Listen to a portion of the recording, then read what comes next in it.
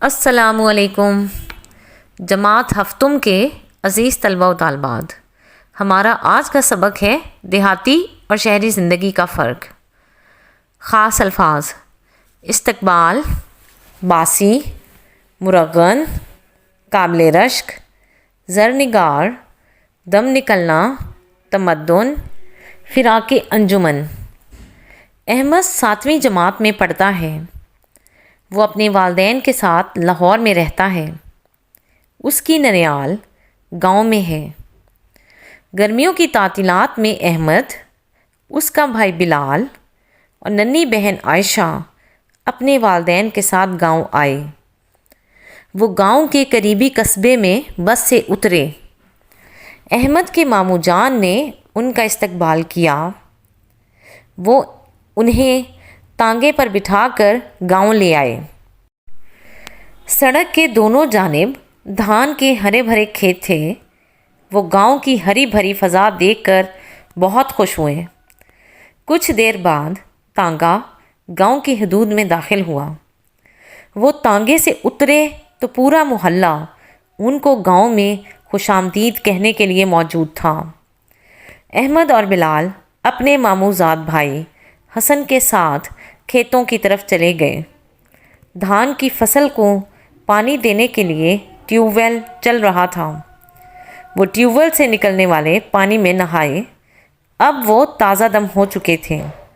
اتنے میں مغرب کا وقت ہو گیا۔ اذان کی آواز سن کر انہوں نے مسجد کا رخ کیا۔ نماز سے فارغ ہو کر گھر پہنچے تو مومانی جان دسترخوان پر کھانا چن رہی تھیں۔ تھوڑی دیر میں سب دسترخوان پر بیٹھ گئے۔ کھانے کے دوران میں بات چیت بھی ہوتی رہی۔ آئیے ہم بھی ان کی گفتگو سنتے ہیں۔ احمد: مومانی جان، ابھی تو شام ہوئی ہے اور آپ نے رات کا کھانا بھی لگا دیا۔ آپ لوگ رات کا کھانا اتنی جلدی کھا لیتے ہیں؟ مومانی جان: احمد میاں، ہم دیہاتی لوگ ہیں۔ ہمارے ہاں رات کو جلد سونے اور صبح سویرے اٹھنے کا رواج ہے۔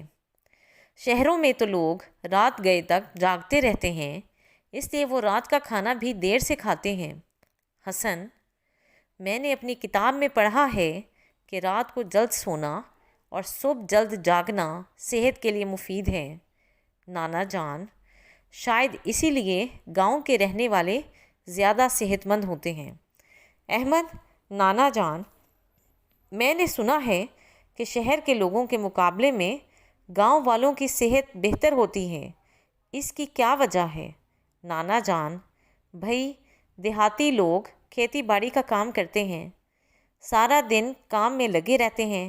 دیہاتی خواتین بھی سارا دن کام میں مصروف رہتی ہیں۔ وہ گھر کا سارا کام کاج اپنے ہاتھوں سے کرتی ہیں۔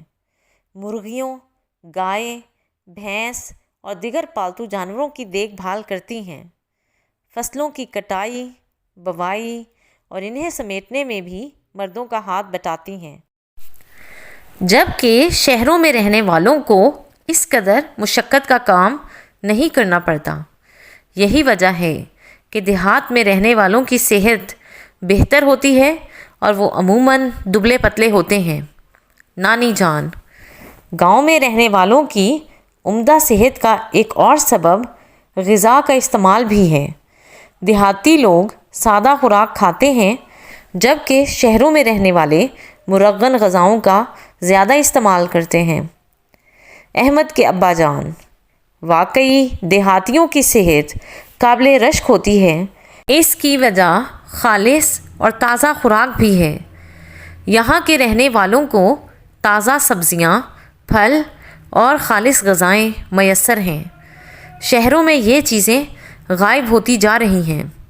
حسن: میں جب لاہور گیا تھا تو میں نے وہاں بہت سے لوگوں کو تنگ تنگ گھروں میں رہتے دیکھا تھا۔ ان گھروں کے صحن تو تھے ہی نہیں۔ احمد کے ابا جان: بات یہ ہے کہ گاؤں میں لوگوں کے پاس گھر بنانے کے لیے جگہ کا کوئی مسئلہ نہیں۔